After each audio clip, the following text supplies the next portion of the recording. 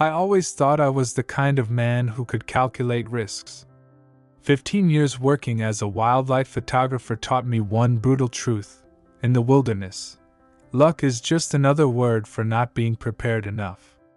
Every trip, every mile, every drop of fuel and ounce of food had to be planned, weighed, tested. And yet, no plan ever survives the moment when nature decides you're not worth her mercy. My name's Marat Sveridov. I'm 42. And for the last 12 years, I've been pushing my luck in some of the nastiest corners this planet still keeps hidden from your average tourist. Rivers, mostly. Places where you say goodbye to cell towers the second you step off the road. Places where if you scream for help, the jungle just swallows your voice whole. March 28th, I started my fourth deep dive into the Amazon basin. This time, the Rio Negro's more secretive sibling, a snaking tributary locals call Rio Negro, where rumors said monstrous piranhas half a meter long hunt in packs big enough to skeletonize a cow before you blink. Bullshit, I thought. But a lens is hungry for proof. I didn't go alone. 3 people I trusted more than I trust my own heartbeat. Ernesto, our guide. Skin cracked like old leather from too many suns, eyes that had seen more green hell than most city folks see sidewalk. Vitalina, young ichthyologist from St. Petersburg, bright-eyed, smart, obsessed with predatory fish.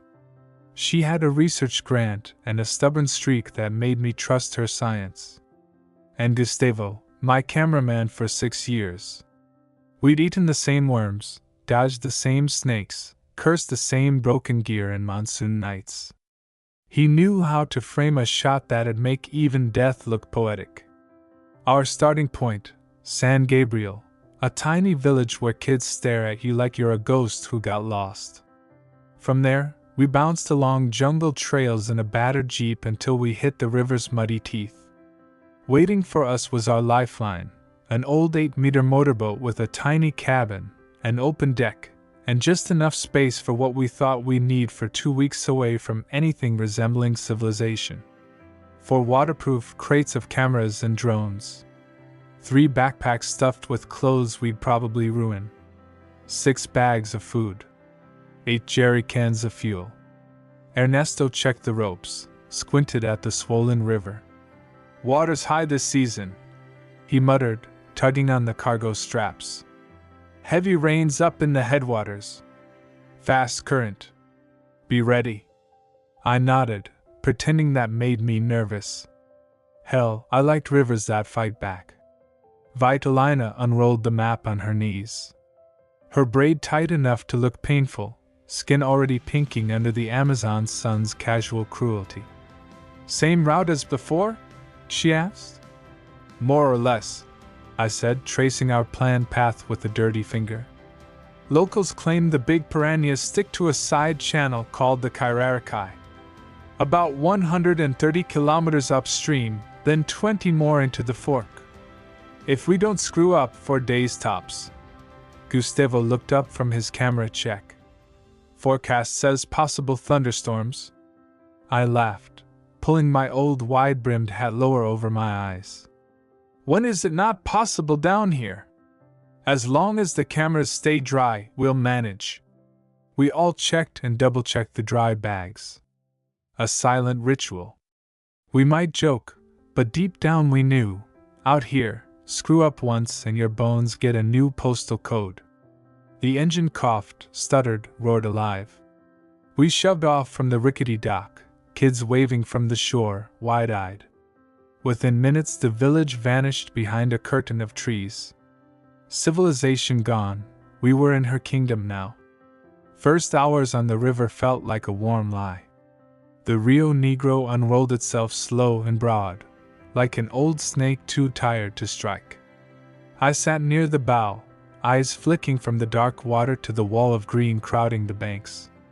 Everything looked so calm it almost made me uneasy.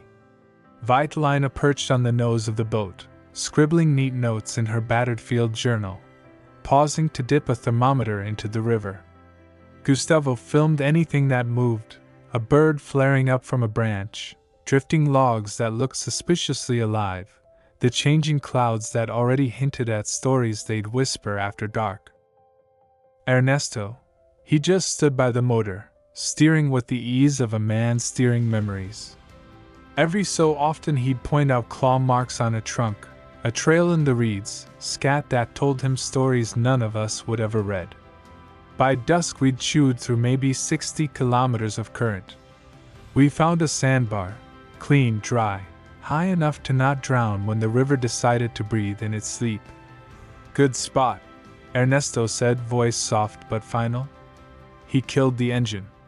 Silence hit us like a second dusk. Only the forest talked now, hidden throats screaming, chirping, growling at our puny human fire. We unloaded fast, like ants who knew rain might come. 2 tents, Vitalina alone in hers, us 3 sharing the other, because jokes aside, some instincts are older than privacy. Gustavo sparked a campfire. I stirred a sad stew, beans, dried meat, crushed herbs Ernesto plucked from nowhere. It tasted of earth, salt, and resignation. Perfect. When the food was gone and the pot scraped clean, we just sat. Flames snapping. Bugs droning. Far-off things splashing. You learn fast not to ask what. Tomorrow, Ernesto stirred the coals with a stick. We pushed through a narrow canyon. Fast water. Rocks under the skin of the river. Not friendly. Vitalina perked up. I read pink river dolphins sometimes hunt there, the smaller kind. I'd love a shot of that. If we're lucky, I said. But priority's the piranhas. If locals are right, they feed around that canyon's mouth. Gustavo swigged from his battered flask. To luck then. He passed it to me. One burned down my throat, sweet heat unfurling in my gut. I handed it back, fighting the ache in my shoulders. To luck, I rasped. That night the jungle sang us lullabies only fools find comforting. Monkey shrieks. Branches cracking where no man walks. A splash too big to be fish. Sleep came in jagged scraps. Half dreams of snapping teeth, dark water closing over my eyes, my breath caged in my chest. When dawn finally unclenched its fist, I was already awake, staring at the canvas ceiling of our tent, counting every heartbeat. We packed before the sun tasted the river. Breakfast, stale biscuits, dried fruit, coffee Ernesto conjured over embers, thick, black, so strong you could almost stand a spoon in it. Then, the motor stuttered back to life, dragging us deeper into the kind of map no one prints anymore. Second day on the river turned into a test the river wrote for us long before we left our warm houses. The banks pinched tighter, shadows thickened, and the current, it didn't ask for permission. It just grabbed our boat and showed its teeth. By noon we drifted under the stone jaws of the canyon Ernesto had warned about. The walls rose like clenched fists, moss dripping, vines hanging low enough to brush your face if you stood up. The water boiled here, black, treacherous, punched by rocks invisible just inches below the surface. Hold tight! Ernesto barked, voice snapping like a whip over the engine's roar. I braced myself, one hand clamped on the railing, the other cradling my most precious camera like a child I knew I might have to drown to save myself. Vitalina sat up front, her eyes wide, half fear, half scientist's hunger. Gustavo, bless him, filmed through spray that slapped our cheeks raw. Halfway in, we glimpsed them, flashes of great pink skin dancing alongside us just under the foam. River dolphins, exactly where Vitalina prayed they'd be. I yelled something, pointless over the growl of the motor and the hiss of water tearing at fiberglass. Gustavo swung his camera, caught a frame or two. Then, nature reminded us who owned this corridor of stone and water. A rock, not a big one, but big enough to matter, kissed our hull hard enough to twist us sideways. I felt my ribs crack against the railing. Ernesto swore in a language older than Portuguese, fought the wheel, overcorrected, and we slammed broadside into a submerged boulder. Everything that happened next felt like it was happening to someone else. The shriek of metal. The sudden lurch as water climbed over the boat's belly. Vitalina's scream, tiny and fierce. Gustavo's camera, still recording, slipping from his shoulder and vanishing in the black swirl. Then the river got greedy. It tore the boat from under my feet. Cold hit me like a punch from a giant. Water in my mouth, up my nose, inside my skull. I remember sunlight stabbing through the ripples, then darkness swallowing it whole. I surfaced once, coughed out the river, saw shapes fighting in the foam, a head here, an arm there, then nothing but the roar in my ears. Somewhere in my chest, the same voice that got me through 15 years of standing too close to animals that could kill me in one breath whispered, "Fight. Or feed this river your bones." So I fought. Hands scraping stone, lungs screaming. My knee smashed something sharp, pain flared like lightning. It didn't matter. I crawled through water that wanted to suck me back under. When I dragged myself onto a slick patch of mud and rock, I lay there, belly to stone, spitting river and blood, shaking so hard my teeth clattered. Behind me, just noise. Ahead of me, green walls climbing to a sky that suddenly looked too far away to care. And for the first time since we'd left San Gabriel, I thought, so this is how I die. Half drowned, half broken, somewhere no map bothers to mark. But a voice, thin and wild, cut through that thought. "Murat! Murat, are you alive?" Vitalina. Perched on a ledge high above me, hair plastered to her face, eyes bright with relief and terror. "Alive!" I croaked. It sounded like a lie even to me. "Stay there! Ernesto's finding a way down!"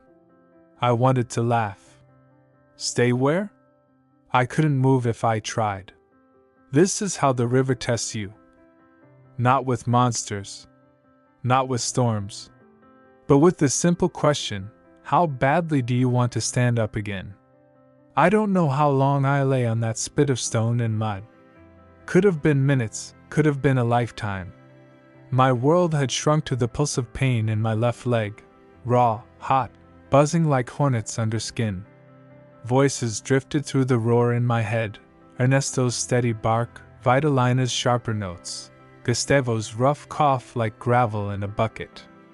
Alive. They were alive. That had to be enough for now.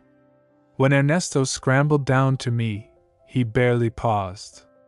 One glance at my leg and I saw a flicker behind his eyes, a calculation no one wants to see in their guide's face.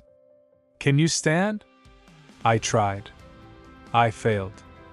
Pain shot up my spine, squeezed my vision to a tunnel. "Stay. I fix." He rummaged through what little remained in his dry bag, a strip of cloth, a crude bottle of antiseptic, a bone-dull knife. He poured the liquid over the torn flesh. It felt like fire chewing through muscle. I would have screamed if I'd had air left. Vitalina appeared beside him, breathless, cheeks streaked with dirt and tears. "It's deep, Murat. It's bad." "I notice," I rasped. Gustavo crouched on my other side. His shoulder looked wrong, too stiff, too close to pain. But he grinned at me, teeth blood-tinted. "We're still prettier than the fish that tried to eat you." Nobody laughed. Not really. When the makeshift bandage was tight enough to choke circulation, Ernesto clapped my face gently to keep me conscious. "Listen. Boat gone. Radio gone. GPS gone. We have two ways: build raft, river carry us down. Or we walk. Jungle." He didn't say with your leg you may not walk anywhere. He didn't have to. Vitalina's hand found mine, small, cold, but unshakable. "Murat, decide. We can't stay. Water rises here. You know that." I wanted to close my eyes. Just sleep. Let the river finish its meal. Instead, I forced my breath steady. Each word cost more than a photograph of a snow leopard ever did. Raft. We build it.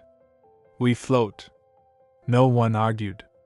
There was no energy left for hope, let alone debate. We did what humans do best when the wild corners us. We started breaking branches, stripping vines, tying our stubborn will to scraps of wood that might, if the river felt generous, float long enough to see us home. This was no expedition anymore. This was survival. And survival never asks if you're tired. It just demands another step. We built it wrong. Of course we did. Nobody says that out loud in the jungle, but deep down, everyone knows. No human hand can tame this river with 6 logs, some vines, and a half-whispered promise. By dusk, we had something raft-like, 6 balsa trunks lashed side by side, a tangle of green vines biting into softwood. At one end, Ernesto jammed a pole that would pretend to be a rudder if we begged it nicely enough. Vitalina stuffed our last dry clothes and the battered remains of her field journal into a plastic bag she wore like an amulet. Gustavo's right arm hung limp in a crude sling. His left clutched our single working flashlight like it was holy scripture. And me? I sat in the middle, leg propped on a bundle of leaves and Ernesto's spare shirt, blinking sweat and pain from my eyes, trying not to imagine what a blood scent might mean on this river at dusk. When we shoved off, the river didn't even notice. A polite burp, a shrug of current, then it swallowed us back into its throat. For an hour, it was almost peaceful. We drifted between dark walls of trees, the sunset bleeding out behind their crowns. Vitalina leaned against me, her breathing shallow. Ernesto squatted near the front, eyes everywhere at once. Gustavo muttered into the night, half prayers, half insults, sometimes in Spanish, sometimes Portuguese, sometimes words I think he invented just to curse at this water. Then came the eyes. First one. A pale gleam just above a ripple. Then 2. Then 6. Crocodiles? Caimans? Or just the river's way of reminding us that in this kingdom, every slip of flesh is a menu. Ernesto hissed at Gustavo to kill the flashlight. Darkness thickened around us until even the trees were rumors. I pressed my palm to my leg. Warm, sticky. The makeshift dressing had given up. The river had new gossip to share. There's meat on the driftwood tonight. No one spoke. Speaking was too expensive now. We just floated, listening to the low splash of tails or jaws we couldn't see. This was the longest night of my life, and I'd spent nights in bear dens, on Arctic ice, in caves breathing with bats. But none of them felt as patient, as sure of victory, as this river did tonight.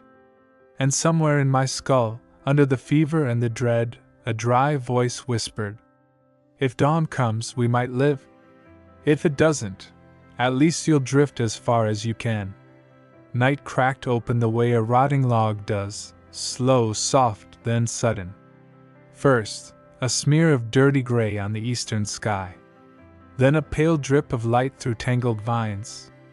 Then, everything. The jungle crawling back into color. I drifted in and out, more fever than sleep. Every time I surfaced, I tasted copper in my mouth and salt in my eyes. My leg pulsed like a living thing, angry, wet, and foul under the rags Ernesto had tied and retied through the night. Vitalina dozed against my shoulder, her cheeks sticky with humidity and fear. She never let go of my arm, not even when she nodded off. Maybe she was afraid I'd slip off the raft like a bag of bones. I was, too. When dawn properly cracked open, we saw how ragged we really were. Gustavo looked 100 years old, lips split, eyes yellowed by exhaustion. His camera gone, his city boy bravado gone with it. Only stubborn human grit remained. Ernesto sat like a carved idol at the front, hands gripping the pole, jaw locked so tight I thought his teeth would snap. He hadn't closed his eyes once, or if he had, the river hadn't noticed. The raft drifted into a slower stretch, wide water, sleepy currents, sunlight like a fist pressing sweat out of us. It felt safe for half a breath. That's always the trap, isn't it? The jungle gives you hope, so it tastes sweeter when it rots in your mouth. I risked a glance at my leg. Shouldn't have. Pus leaking through the leaf compress. Skin shiny, angry red climbing toward the knee. Ernesto caught my look and just shook his head once. Nothing else to do about it now. Keep it dry, keep it high, and pray. Around midday, the buzz of insects grew thicker, almost angry. It's the smell. Blood in the tropics is a dinner bell. Vitalina kept wiping my forehead, whispering about antibiotics she didn't have. Her voice cracked halfway through every sentence. She didn't apologize for crying. I loved her for that. Somewhere behind me, Gustavo coughed, a deep, tearing sound. Then he laughed right after. The sound made my skin crawl. Look at us, he wheezed. Great explorers. Famous documentarians. Floating sticks and 2 half-dead monkeys. No one argued. He wasn't wrong. Then, up ahead, movement. Not a fish. Not a log. Something human. Bright cloths strung between sticks on the far bank. A fishing camp? A shack? Civilization's dirty fingernail? Ernesto turned, sun blazing behind his skull like a warm mask. Hold on. We go there. No one cheered. You don't cheer at dawn. You just cling to it with bloody nails and hope the next bend in the river doesn't kill you first. The closer we drifted, the more that bright cloth revealed itself for what it was, a patchwork tarp, sagging between bamboo poles, flapping tiredly in the river's breath. Underneath, shadows. A huddle of low shapes. 2 dugout canoes half buried in mud. Smoke curling upward in lazy ribbons. Human life. Or human threat. Out here, they can be the same thing. Ernesto didn't ask for our permission. He dug the pole into the shallows, steering the raft sideways until our logs scraped mud. The sound made my teeth hurt. 2 figures stood from the shadows. Bare-chested, barefoot, machetes at their waists. Faces so brown with sun and soil they looked carved from the earth itself. Fishermen, or river bandits. Both options plausible. Gustavo muttered a prayer in Spanish, his dry lips cracking open on the syllables. Vitalina squeezed my hand so hard it dragged a hiss from my ribs. I didn't blame her. We looked like a feast of weakness, a man with a festering leg, another with a limp arm, a woman half-starved, and a guide whose eyes had seen too much to fear anything anymore. One of the men shouted in Portuguese. Ernesto answered without turning his head, voice low and even, the same tone he used when soothing a spooked animal. Back and forth, words bouncing like stones over water. I caught only scraps. Gringos, hospital, town, pay, and once piratas, which needs no translation. After a tense eternity, the bigger man barked a laugh. He spat in the river and jerked his chin toward the canoes. A deal. Passage. Not free, not kind, but a deal. Money for salvation. Or maybe just a postponement of our deaths. Who cared? Vitalina helped me crawl off the raft, half dragging my dead weight through ankle-deep sludge that stank of old fish and rotting plants. My wounded leg screamed with every slip, every splash. I bit my tongue until I tasted iron. Gustavo limped behind us, his bad arm clutched tight, his good one dragging the last of our plastic-wrapped gear. The fisherman said nothing. Just watched us, measuring whether our wallets, or our organs, would be worth more by nightfall. Ernesto handed over a folded bundle of damp dollars from his boot. The bigger man counted it slowly, licking his thumb, grinning without warmth. Then he pointed at one canoe. It was barely bigger than a bathtub. Holes plugged with cloth. Salvation or coffin, same shape, different name. I didn't protest when they lifted me in like a sack of fruit. My vision swam. Heat rippled behind my eyes. I remember Vitalina's voice, too close and too far at once. Stay awake. Marat, stay awake. I wanted to tell her, it's not up to me anymore. But my mouth wouldn't open. When the canoe shoved off, the bank slid away behind us, a wet, green mouth closing slowly, like it had tasted us and decided to spit us out. For now. The canoe groaned under our weight, water licking its seams. Every paddle stroke sucked us away from that filthy riverbank, away from the men with machetes, away from the raft's splinters drifting behind like broken ribs. I pressed my back against the damp wood, eyes half-lidded. I couldn't feel my leg anymore. A blessing, maybe? Maybe not. Vitalina sat pressed to my side, her fingers trembling on my wrist, counting my pulse. Gustavo, opposite, slumped over a coil of fishing net, murmuring to himself in Spanish, nonsense fragments, prayers, childhood songs. His shoulder looked worse now in daylight, swollen, angry, a bruise that ate half his neck. Ernesto never took his eyes off the bow. His hands worked the paddle with silent rage. As if by sheer will he could row us out of the jungle's throat. Midway, the fever hit me proper. The sun turned into a hammer. My sweat stank like rot. I saw things, the river boiling with silver eyes, Vitalina's face melting into my mother's, then into something older and darker than any memory I owned. They tried to pour water down my throat. I spat it back up. My body refused everything but heat and delirium. Somewhere under the skin, I swear I felt the jungle laughing at me. Hours blurred. Canoe, paddle, sweat. The taste of salt and blood. Then a smell. Smoke, fried fish, human life layered on top of the green stink of the river. I cracked my eyelids. Houses on stilts. Rusted tin roofs catching afternoon sun. Dogs barking from muddy porches. Civilization's ragged edge.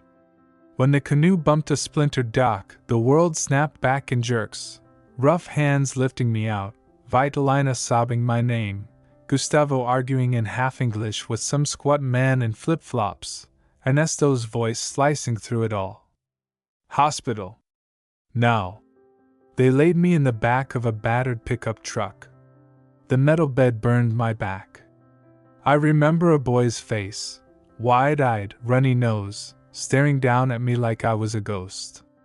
Maybe I was. Maybe part of me never crawled out of that black water. The engine coughed to life. Mud tracks turned to cracked asphalt.